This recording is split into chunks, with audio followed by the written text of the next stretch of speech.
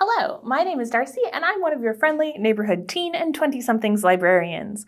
Today we'll be making Rose-mantic bath bombs. If you picked up the kit from the main library, you should have 1 bag of bath bomb mix, a cup of coconut oil, probably still solid, a container of dried rose petals, a 2-part bath bomb mold, a little bit of ribbon, a sparkling treasure of some kind, and 2 parts of a fill-in-the-blank romantic poem. So you'll also need at least 1 bowl, a pair of scissors, something to write with, and a 1 or 1/2 teaspoon measuring unit. If you didn't pick up the kit, no worries. All of these things are pretty easily available at a hobby store or a kind of general grocery store. So let's make a bath bomb. So to make a bath bomb, we've pre-mixed your bath bomb mix for you. But if you wanted to make more bath bombs at home, the ingredients to this mix is listed on your instructions. So first of all, we're gonna put this pile of mix into our bowl. Now, this is unscented, so it is baking soda, citric acid, Epsom salt, and cornstarch on its own. If you are making these at home, you can add some kind of scent to the mix if you like. Don't add it to the powder mix. But because we have some dried natural rose petals, we're actually going to use these as our scent. If you decide you aren't interested in using these, or you don't like the way rose smells, you can always just skip it and make a plain bath bomb, or you can add like a little tiny bit of a tiny bit of essential oil maybe, or you can add a little bit of like a vanilla extract kind of thing. But we're talking just like 6 drops at most for this much mix. So, but I like the roses, so I'm gonna go ahead and mix in these rose petals. And I'm going to use the measuring spoon just to kind of make sure everybody's mixed up pretty well. Now that our dry mixture is put together, we're going to work on our liquid mixture. So your coconut oil probably looks like this, but you need it to be melted. Now, the smart way to do this is to put this stuff in a microwave safe bowl and zap it for maybe like 10 seconds at most. Or you can leave this out in the sun as is, and it should liquefy. It doesn't take a lot of heat for these to liquefy. But I, through the power of movie magic, have presto changeoed into a liquid mix already. So this is how much liquid coconut oil we have. And to this coconut oil, if you were adding scents, this is where you would add it, in here, or into your bowl of melted coconut oil. We are going to add slightly less than 1 teaspoon of water. So I'm gonna fill up a teaspoon and then like drip out a little bit, maybe about that much. Gonna add it to our coconut oil and mixy. Okay, so now we're gonna combine our dry and our liquid ingredients. You want to go very slowly on this part, because if you move too quickly, you're gonna activate the fizz in your bath bomb, and then it will be less fizzy when you actually use it. So we're just gonna drip in a little bit.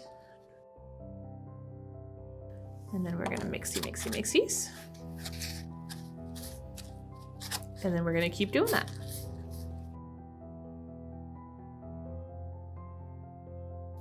Oop, see, I went too fast. I got too zealous. My fizz is fizzing. No.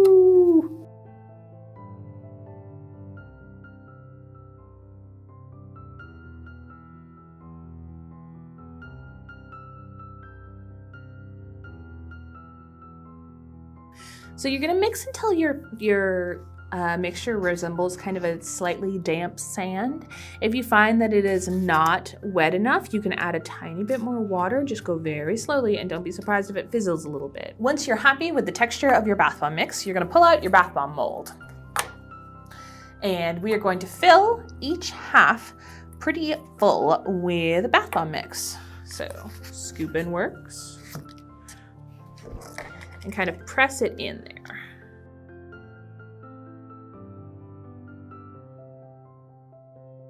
So I've got one side pretty well packed in there, and now I'm gonna work on the other side.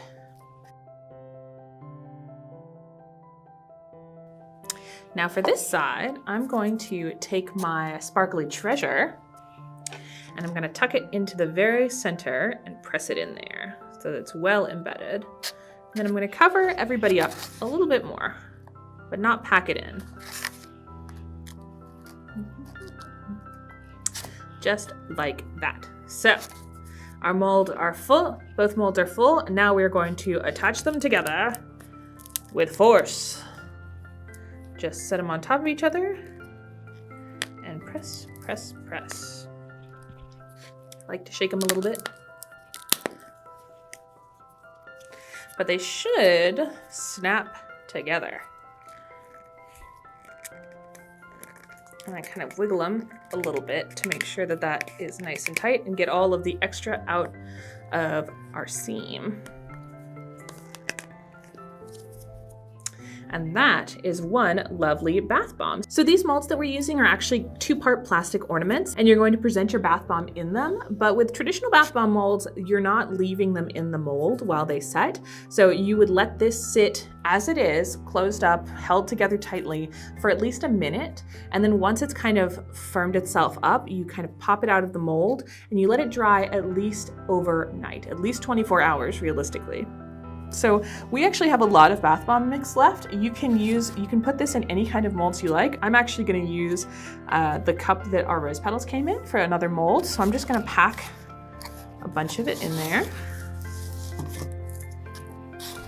The rest of it if I can get it in there.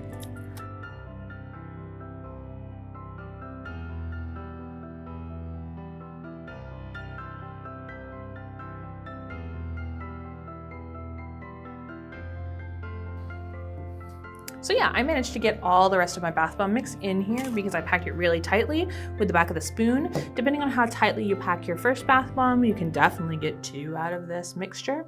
But you are all set. So we're gonna let these guys dry for at least, I'm gonna let this one even dry in its mold for at least 15 minutes realistically, because there's no reason I need to tap it out. So you are good to go. We're gonna set these guys aside and let them dry and work on our fill in the blank poem. And I'll tell you a little bit about sonnets. Poetry interlude. In addition to your So Rose-mantic bath bomb, we have given you a fill-in-the-blank or kind of Mad Lib style poem. Now, I went through and took apart one of Shakespeare's most famous sonnets to make this Mad Lib for you. If you want it to be a maximum silly and a surprise, then I would recommend not looking at the pink sheet at all. It's flipped over right now. And just filling in the white sheet first and then reading it with the pink sheet available. This will give you like the silliest answers. But if you actually want to give this to someone that you are, fond of or romantically interested in, you probably are going to want to reassess some of those answers when you read it through in the poem. So this is just kind of silliness. If you want, you can fill it out, fill in the fancy sheet, and then roll it up as a lovely little scroll and attach it with ribbon to your bath bomb, the one that's in its mold. But if you're interested in writing your own sonnet, here is a little bit about how sonnets work. Sonnets are a pretty famous and very structured type of poem. There are a couple of different kinds of sonnets, but the one that you are modifying in the Mad Lib is a Shakespearean sonnet or an English sonnet. So all sonnets, if it's Shakespearean, Italian, or Spenserian, they're 14 lines and they have some kind of rhyme scheme. English sonnets have a very particular kind of rhyme scheme. So the first 4 lines, every other line rhymes. So it goes A, B, with the rhyme coming at the end. So the first line and the third line rhyme, and the second line and the fourth line rhyme. Now, for the next set of 4, it works the same way, except you have different rhymes. They don't match. So we would call that C-D-C-D rhyme scheme. And then the next set of 4 lines follow the same kind of pattern with a different rhyme as well. So that's E-F-E-F rhyme scheme. Now, the last 2 lines of the poem for a Shakespearean or English sonnet are called the couplet. These are 2 lines that rhyme immediately. The final couplet is kind of the entire point of the poem. It simplifies everything that you're trying to say. The previous lines are kind of descriptions or something flowery, but these 2 lines at the end are like, this is what I mean. So That is what the rhyme scheme of a sonnet is. The other major part of a sonnet is that it is an iambic pentameter, which is a crazy set of words, but it's actually pretty simple. So an iamb is a set of 2 syllables with a particular stress. So an iamb has an unstressed first syllable and the second syllable is stressed. Pentameter part means that there are 5 of those in one line. So one line of a sonnet has 5 sets of iambs with a unstressed stressed pattern. It sounds crazy complicated, but it kind of rolls off the tongue if you're thinking about it. So the first line of sonnet 18 is, "Shall I compare thee to a summer's day?" This is an iambic pentameter, as a lot of Shakespeare stuff is. So shall I is one iamb, with shall being the unstressed syllable and I being the stressed syllable. Compare is one iamb, com being the unstressed syllable, pair being the stressed syllable. The two, the unstressed, two stressed, a summer's day. So it kind of hits that pattern, you can feel it. Now, figuring out what the stressed and unstressed syllables are in words can be a little tricky, and it often depends on how your words are strung together. So you can kind of mess around with it. Basically, you need 10 syllables in a line, and try, if it's sounding a little funky, then it might mean that you're not in iambic pentameter. So that is really all you need to write a sonnet other than an idea. A lot of famous sonnets are love poetry, of course. That is a pretty common thing that sonnets are, but you can write a sonnet about whatever you want. So go forth and write some silly and beautiful poetry. And now we shall go back and see how our bath bombs are doing. This has been a Poetry interlude. All right, so you've experimented with poetry, you've filled in your delightful fill-in-the-blank love poem to make it slightly less silly sounding, and now you are ready to wrap everything up. So you're gonna take your bath bomb in its mold still. You are welcome to kind of pop it out of its mold and check on it, but even if it doesn't stay together, it doesn't really matter. You're giving it to someone in its little hard shell. You're pretty good to go. You'll need your bath bomb in its mold, your sonnet if you decided to write one or fill in the blank, and your little bit of ribbon. So if you have filled in your sonnet poem, you're going to roll it up into a scroll, however you like. And I'm going to go ahead and tie this guy off first with our ribbon. So I'm just going to slip it around once. Not too worried about it.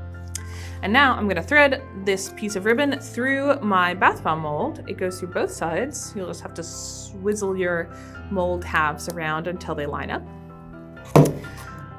I'm going to pull it tight so that our little scroll is right there on top. Tie a knot. And then I'm just going to tie a bow. And now I will use my scissors to trim off the edges of my ribbon.